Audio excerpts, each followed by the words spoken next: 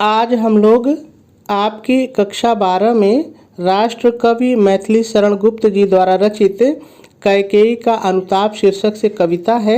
आज हम लोग इसके 10वें पद्यांश की व्याख्या सीखेंगे। इसके पहले हम लोगों ने इसके 9 पद्यांश की व्याख्या सीख ली है। बहुत ही सरल है। यदि आप थोड़ा सा भी ध्यान देंगे तो इस पद्यांश की व्याख्या और इस पद्यांश पर आधारित जितने भी प्रश्न आपकी परीक्षा में पूछे जाएंगे उन सभी का उत्तर आप बहुत आसानी से लिख लेंगे, कहीं भी कोई दिक्कत नहीं होगी। सबसे पहले हम लोग हमेशा की तरह इस पद्यांश में जितने भी शब्द आए हैं पहले एक नज़र इन सभी शब्दों पर डाल लेते हैं, और यदि किसी का कोई अर्थ कठिन है तो पहले उसका सरल अर्थ जान लेते हैं, फिर हम लोग इसकी व्याख्या करते हैं। तो चलिए पहले सभी शब्दों का सरल अर्थ देख लेते हैं।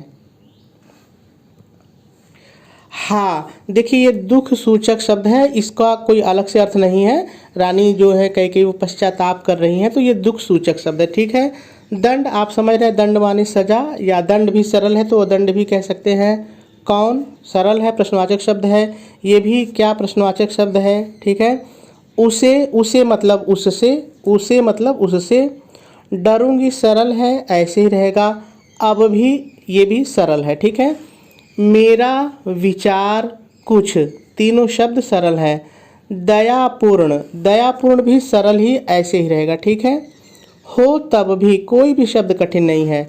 हाँ, मैंने पहले ही कहा कि ये दुख सूचक शब्द है। दया आप समझ रहे हैं, दया। देखिए हंत, यहाँ पर थोड़ा सा ध्यान दीजिए, जो ये हंत है, ये जो अह है, ये सब दुख सूचक शब्द हैं। इनको व्याख्या में अलग से आपको नहीं बोलना है। ठीक है। ये दुख सूचक शब्द हैं और हम लोग शुरू में ही कह रहे हैं कि रानी पश्चाताप करते हुए कह रही, तो ये सारे शब्द उसमें आ गए हैं। ठीक है। घृणा आप समझ रहे हैं, सरल है ऐसे ही रहेगा। ठीक है।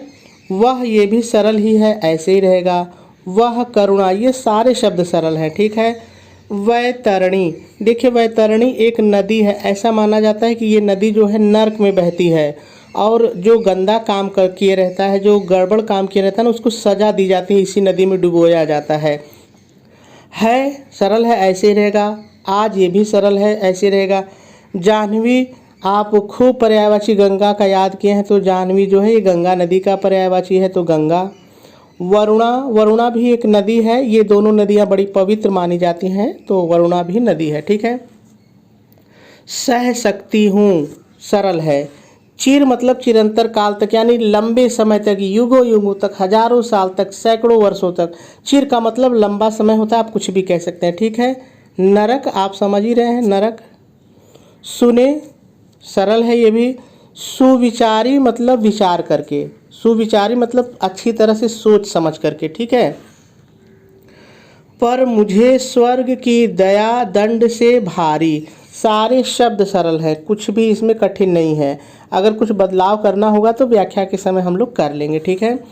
लेकर अपना यह, देखिए लेकर, लेकर का मतलब यहाँ पे है बनाकर, यानी कई कह रहे हैं कि मैंने अपना ये जो कलेजा बनाया, बनाकर या करके, बनाकर या करके। अपना सरल है, ये भी सरल है। कुलिश मतलब वज्र, वज्र जो कि लोहे वगैरह से भी कठोर होता है, वज्र। कठोर कलेजा, ये सरल है ऐसे ही रहेगा। ठीक है। मैंने, ये भी सरल है, कई अपने लिए कह रही हैं कि मैंने। इसके मतलब यहाँ पे है भारत के लिए, इसके मतलब भारत के लिए ही, सरल है ऐसे रहेगा। लिए, तुम्हें वन भेजा, देखिए सारे शब्द सरल हैं। घर चलो, घर चलो, घर वापस लौट चलो, कुछ भी कठिन नहीं है। इसी के लिए, देखिए इसी के लिए मतलब भारत के लिए, इसी के लिए मतलब भारत के लिए। न रूठो, न रूठो मतलब नाराज मत हो, न रूठो नाराज मत हो। अब सरल है ऐसे ही रहेगा। यों माने इस प्रकार, यों माने इस प्रकार। ठीक है। कुछ और कहूँ तो उसे सुनेंगे सब क्यों, कोई भी शब्द इसमें कठिन नहीं है। ठीक है। तो सभी शब्दों का सरल अर्थ हम लोगों ने देख लिया। अब हम लोगों को व्याख्या करनी है, लेकिन व्याख्या से पहले थोड़ा सा हम लोग संदर्भ और प्रसंग की बात कर लेते हैं, फिर व्याख्या करते हैं, क्योंकि संदर्भ और प्रसंग से भी प्रश्न पूछे जाते हैं। तो चलिए सबसे पहले हम लोग संदर्भ की बात करते हैं। आप संदर्भ हेडिंग डालेंगे, डैश डालेंगे और डैश डाल करके लिखेंगे प्रस्तुत पद्यांश हमारी पाठ्य पुस्तक हिंदी के काव्य खंड में संकलित कैकेयी का अनुताप शीर्षक से उद्धृत है। इसके रचयिता राष्ट्र कवि मैथिली शरण गुप्त जी हैं और आपका संदर्भ पूरा हो जाएगा।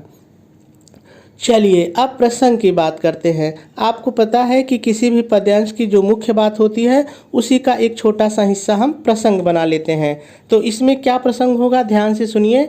आप प्रसंग हेडिंग डालेंगे, डैश डालेंगे और डैश डाल करके लिखेंगे प्रस्तुत पद्यांश में रानी कैकेयी पश्चाताप करते हुए श्री रामचंद्र जी से अयोध्या लौट चलने का अनुरोध कर रही हैं और आपका जो प्रसंग है वो भी पूरा हो जाएगा। चलिए अब हम लोग इसके व्याख्या की बात करते हैं। देखिए, एक बार मैं इसकी व्याख्या आपको साधारण तरीके से बताऊंगा, फिर दोबारा एक एक शब्द का प्रयोग करके भी मैं आपको इसकी व्याख्या बताऊंगा। लेकिन एक बार आप ऐसे ही सुन लीजिए कि आखिर इस पद्यांश में है क्या। देखिए, इस पद्यांश में है क्या कि जो माता कैकेयी हैं, जो रानी कैकेयी हैं, वो अपने कृत्यों पर बहुत शर्मिंदा हैं और पश्चाताप करते हुए श्री रामचंद्र जी से अयोध्या लौट चलने का अनुरोध करते हुए कहती हैं कि हे राम, जिसके अपने पुत्र ने ही अपनी माता को त्याग दिया हो, अपनी माता मानने से इनकार कर दिया हो, अब आ जाइए लाइन पर, इनकार कर दिया हो, दंड कौन, तो उसके लिए अब इससे बड़ा कौन सा दंड होगा। क्या उसे डरूंगी अब भी, क्या अब भी कोई इससे बड़ा दंड है जिससे मैं डरूंगी। आगे वो कहती हैं मेरा विचार कुछ दयापूर्ण हो तब भी। तो यानी कि यहाँ पर वो कह रहे हैं कि मेरा जो दयापूर्ण विचार है, जो मेरे ये याचना भरे शब्द हैं, यानी वो गिड़गिड़ा रही हैं राम से लौटने के लिए ना, तो वो कह रहे हैं कि जो मेरे दयापूर्ण विचार है, ये जो मेरी याचना है, इसको न समझा जाए कि मैं दंड पाने से डर रही हूँ। वो कहती है मुझे दंड दिया जाए, मेरे विचार भले ही दयापूर्ण हैं, भले ही मैं याचना कर रही हूँ, लेकिन ये न समझा जाए कि मैं दंड से डर रही हूँ, मुझे दंड दिया जाए। आगे वो कहती हैं हा दया हंत वह घृणा, आह वह करुणा। तो यहाँ पर थोड़ा सा समझिए। देखिए, ये हा, हंत, अह, ये सभी दुख सूचक शब्द हैं, तो इनको अलग से नहीं बोलना है, ठीक है। तो सीधे सीधे क्या हो जाएगा, तो रानी इस कैकेयी इस लाइन में कहती हैं कि मेरे लिए तो आज दया, करुणा, दया, घृणा और करुणा, ये सभी शब्द छोटे हो गए हैं। इन शब्द का मेरे लिए कोई अर्थ नहीं है। उनके कहने का मतलब है कि मैंने इतना बड़ा अपराध किया है कि ये दया, घृणा और करुणा, ये सभी शब्द मेरे लिए अर्थ खो दिए हैं, इनका कोई मतलब नहीं है। आगे वो क्या कहती हैं, वैतरणी सी है आज जाह्नवी वरुणा। वो कहती हैं कि मैंने आज इतना बड़ा पाप कर दिया है कि जो गंगा है, जाह्नवी जो गंगा है और जो वरुणा, ये जो दोनों पवित्र नदियां हैं, आज मेरे लिए नर्क में बहने वाली वैतरणी नदी के समान प्रदूषित लग रही हैं। आगे वो क्या कहती हैं, सह सकती हूँ चिर नरक सुने सुविचारी। वो सभा के लोगों से अनुरोध करते हुए कहती है कि सभा में बैठे सम्मानित सभी लोग सुनिए, मैं सुविचारी, मैं सोच समझ के कह रही हूँ कि मैं चिरंतर काल से लंबे समय तक, युगों युगों तक नरक को के दुख को सह सकती हूँ, नरक में रह सकती हूँ, नरक के दुख को सह सकती हूँ, पर मुझे स्वर्ग की दया दंड से भारी। किंतु मुझे ये जो स्वर्ग की दया है, यानी यदि मुझे स्वर्ग दिया जाए तो वो दंड से भी मुझे ज़्यादा पीड़ादायक होगा, मुझे दंड से भी ज़्यादा कष्ट होगा। क्यों? क्योंकि मैंने पाप ऐसा किया है कि मुझे स्वर्ग नहीं बल्कि मुझे दंड दिया जाए, मुझे नरक दिया जाए, ठीक है। आगे वो क्या कहती हैं, लेकर अपना यह कुलिश कठोर कलेजा, लेकर मतलब बनाकर, कहती मैंने अपना जो ये वज्र के समान कठोर कलेजा बनाकर अपने भारत के लिए, क्या कहती है, मैंने इसके लिए तुम्हें वन भेजा। कहती है मैं जिस भारत के लिए तुम्हें जंगल में भेजा, यानी मैंने अपना जो कलेजा है वो वज्र के समान बनाकर, जिसके लिए मैंने तुमको जंगल में भेजा था राम, घर चलो इसी के लिए न रूठो अब यों। मैं तुमसे अनुरोध करती हूँ कि अब इसी भारत के लिए घर वापस लौट चलो। इस प्रकार अब नाराज मत हो, इस प्रकार मत रूठो और इसी भारत के लिए वापस लौट चलो। आगे क्या कहती हैं, कुछ और कहूँ तो उसे सुनेंगे सब क्यों। हे राम, इसके अलावा भी यदि मैं बहुत कुछ कहना चाहूँ, मैं अपने पश्चाताप में अपनी गलती के लिए मैं कुछ और भी कहना चाहूँ तो भला कोई क्यों सुनेगा, भला कोई मुझ पर विश्वास क्यों करेगा। बस यही इसकी व्याख्या है और इसी में सारे प्रश्न के उत्तर आपको मिल जाएंगे। ठीक है, तो चलिए अब एक एक शब्दों का प्रयोग करके हम लोग इसकी व्याख्या सीखते हैं। आप व्याख्या हेडिंग डालेंगे, डैश डालेंगे और डैश डाल करके शुरू में पहले थोड़ा सा आपको अपनी तरफ से जोड़ के लिखना पड़ेगा। आप अपनी तरफ से क्या जोड़ करके लिखेंगे, ध्यान से सुनिए। प्रस्तुत पद्यांश में रानी कैकेयी पश्चाताप करते हुए श्री रामचंद्र जी से अयोध्या लौट चलने का अनुरोध करते हुए कहती हैं, जिसके अपने स्वयं के पुत्र ने ही उसे माता मानने से इनकार कर दिया हो, उसके लिए इससे बढ़कर, अब आ जाइए पद्यांश पर, बढ़कर कौन सा दंड है और क्या उस दंड से अब भी मैं डरूंगी। प्रश्नवाचक चिन्ह है तो थोड़ा सा जवाब दे के भी आपको लिखना पड़ेगा, अर्थात अब इससे बढ़कर मेरे लिए कोई भी दंड नहीं है जिससे मैं डरूंगी।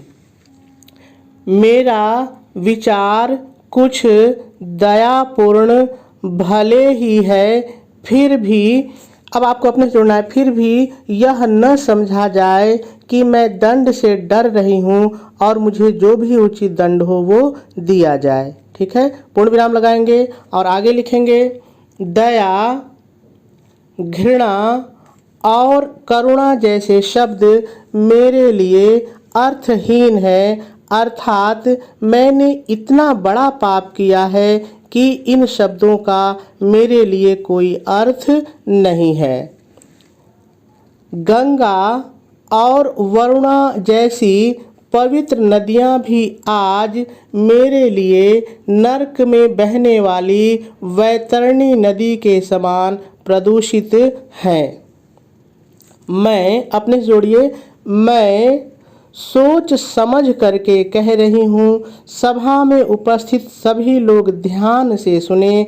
मैं नरक के दुख को चिरंतर काल तक सहन कर सकती हूँ, किंतु मुझे स्वर्ग की यह दया दंड से भी ज़्यादा पीड़ादायक है, अर्थात मुझे स्वर्ग की याचना दंड से भी ज़्यादा कष्टकारी है। ठीक है, पूर्ण विराम लगाएंगे और आगे लिखेंगे, थोड़ा सा पहले अपनी तरफ से जोड़ के लिखेंगे। आगे रानी कैकेयी कहती हैं, इतना अपनी तरफ से जोड़िए। आगे रानी कैकेयी कहती हैं, मैंने अपना वज्र के समान कठोर कलेजा बना करके मैंने अपने भरत के लिए ही तुम्हें वन को भेजा था। हे राम, अपने जोड़िए, हे राम अब तुम इसी भरत के लिए ही घर वापस लौट चलो और इस प्रकार से मत रूठो। पूर्ण विराम लगाएंगे और आगे लिखेंगे, मैं अपने जोड़िए, मैं कुछ और भी कहूँ तो लोग भला उसे क्यों सुनेंगे, अर्थात लोग मेरा विश्वास क्यों करेंगे, और आपकी व्याख्या पूरी हो जाएगी। चलिए अब हम लोग इसके काव्य सौंदर्य और इस पद्यांश पर आधारित प्रश्नों को हल करना सीखते हैं। सबसे पहले हम लोग इसके काव्य सौंदर्य को देख लेते हैं। यदि इस पद्यांश में रस की बात की जाए तो करुण रस है। ठीक है, छंद मंदाक्रांता है। यदि अलंकार की बात की जाए तो इसमें अनुप्रास और उपमा अलंकार है। कहाँ पर है, चलिए हम लोग देख लेते हैं, क्योंकि अलंकार से हमेशा प्रश्न पूछता है। तो देखिए, यदि आप यहाँ पर ध्यान दीजिए, वैतरणी के समान, यहाँ पर जो गंगा और वरुणा है उनकी तुलना जो प्रदूषित नदी वैतरणी है उससे की जा रही है, तो उपमा अलंकार। ठीक है, दूसरा है अनुप्रास अलंकार। तो देखिए यहाँ पर आप ध्यान दीजिए, लेकर अपना, इसके आगे देखिए कुलिस, कुलिस कठोर कलेजा, क क। तो इस लाइन में हम लोग देख रहे हैं कि क वर्ण की पुनरावृत्ति है, तो यहाँ पर अनुप्रास अलंकार है। तो ये दो मुख्य अलंकार यहाँ पर दिखाई पड़ रहे हैं, एक यहाँ पे अनुप्रास है और जो यहाँ पर है वो उपमा अलंकार है। ठीक है, चलिए आगे देखते हैं। यदि भाषा की बात की जाए तो इसमें भाषा जो है परिष्कृत खड़ी बोली है, शैली इसकी प्रबंधात्मक है, गुण इसमें प्रसाद है, और यदि शब्द शक्ति की बात की जाए तो इस पद्यांश में लक्षणा और अभिधा शब्द शक्तियाँ हैं। ज़्यादातर जो प्रश्न बनता है वो अलंकार से ही बनता है या भाषा पर बन सकता है। ठीक है, तो अलंकार को जरूर दिमाग में रखे रहिएगा। चलिए अब इस पद्यांश पर आधारित प्रश्नों को हल करना सीखते हैं। सबसे पहले हम लोग प्रश्न की सूचना पढ़ लेते हैं कि आखिर प्रश्न पूछता कैसे है। तो आप भी मेरे साथ पढ़ लीजिए। उपर्युक्त पद्यांश को पढ़कर निम्नलिखित प्रश्नों के उत्तर दीजिए। और आपके बोर्ड के पेपर में इसी तरह से 5 प्रश्न दिए रहेंगे। वो 5 प्रश्न इनमें से भी हो सकते हैं, अलग से भी हो सकते हैं, क्योंकि एक ही पद्यांश पर बहुत सारे प्रश्न बन जाते हैं। लेकिन इतना ज़रूर है कि यदि आपने संदर्भ, प्रसंग, व्याख्या और काव्य सौंदर्य को अच्छी तरीके से समझ लिया है तो फिर कोई भी प्रश्न कहीं से भी पूछे आप उसका उत्तर लिख लेंगे, कहीं कोई दिक्कत नहीं होगी। ठीक है, तो चलिए हम लोग क्रमशः एक एक प्रश्न पढ़ते हैं और इसके उत्तर को जानने का प्रयास करते हैं कि आखिर हमने कितना समझा। ठीक है, तो पहला प्रश्न है, कैकेयी स्वयं के संबंध में नरक का भागी होने के विषय में क्या कहती है। ठीक है, तो यहाँ पर थोड़ा सा ध्यान दे दीजिए। देखिए इतना आपको प्रश्न से लेना है। ठीक है, इतना आपको प्रश्न से लेना है, ये आप दिमाग में रखिएगा। ठीक है, बाकी का उत्तर चलिए मैं आपको पद्यांश पर ले चलता हूँ और दिखाता हूँ। देखिए ये जो 3 लाइन है, ये जो 3 लाइन है, यहीं पर उस प्रश्न का उत्तर है। अब लिखेंगे कैसे, चलिए उस पर भी बात हो जाए। आप उत्तर डालेंगे और डैश डालेंगे और जितना मैंने प्रश्न से लेने के लिए कहा था उतना प्रश्न से लेंगे। मैंने कितना कहा था, ध्यान से सुनिए। कैकेयी स्वयं के संदर्भ में, कैकेयी स्वयं के संदर्भ में नरक का भागी होने के विषय में कहती हैं। अब आ जाइए लाइन वाले उत्तर पर। कहती हैं, आज मेरे लिए गंगा और वरुणा जैसी पवित्र नदियाँ भी नर्क में बहने वाली वैतरणी के समान हैं। सभा में उपस्थित सभी लोग सुने, मैं सोच समझ करके कह रही हूँ कि मुझे लंबे समय तक नर्क का दुख सह सकती हूँ, किंतु मुझे स्वर्ग की दया दंड से भी ज़्यादा पीड़ादायक है। ठीक है, और यही वाक्य जैसे मैंने बनाया आपको लिख देना है और इसका उत्तर हो जाएगा। चलिए दूसरे प्रश्न पर चलते हैं। दूसरा प्रश्न कह रहा है, प्रस्तुत पद्यांश में किस प्रसंग का उल्लेख किया गया है। तो देखिए प्रसंग तो मैंने आपको बताया है ना, संदर्भ के बाद प्रसंग बताया था, तो वही लिखना है। लेकिन कैसे लिखेंगे, चलिए ध्यान से सुनिए। आप उत्तर डालेंगे और लिखेंगे, प्रस्तुत पद्यांश में रानी कैकेयी के पश्चाताप और उनके द्वारा श्री रामचंद्र जी से अयोध्या लौट चलने के प्रसंग का वर्णन किया गया है, और इसका उत्तर भी हो जाएगा। चलिए तीसरा प्रश्न देखिए, प्रस्तुत पद्यांश की अलंकार योजना पर प्रकाश डालिए। यानी इस पद्यांश में कौन कौन सा अलंकार है। तो देखिए मैंने आपको बताया है कि इस पद्यांश में 2 मुख्य अलंकार हैं, अनुप्रास है और उपमा है, और दोनों कहाँ हैं मैंने आपको बता दिया है, तो आप उसको लिख लेंगे, कहीं कोई दिक्कत नहीं है। ठीक है, चलिए अगले प्रश्न को देखते हैं। राम को वापस लौट चलने के लिए कैकेयी किस प्रकार आग्रह करती हैं। तो चलिए पद्यांश पर मैं इसकी व्याख्या आपको दिखाता हूँ। देखिए इस प्रश्न का उत्तर आपको यहाँ पर मिलेगा। देखिए यहाँ पर ये लाइन है जहाँ पर उस प्रश्न का उत्तर मिलेगा आपको, ठीक है।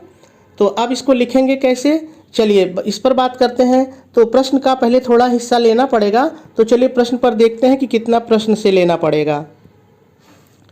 तो आप इतना प्रश्न से लेंगे, राम को वापस लौट चलने के लिए कैकेयी आग्रह करते हुए कहती हैं कि जिस भरत के लिए मैंने अपना वज्र का कलेजा करके तुम्हें वन को भेजा था, हे राम, उसी भरत के हित के लिए ही अब तुम अयोध्या वापस लौट चलो, इस तरह से नाराज मत हो।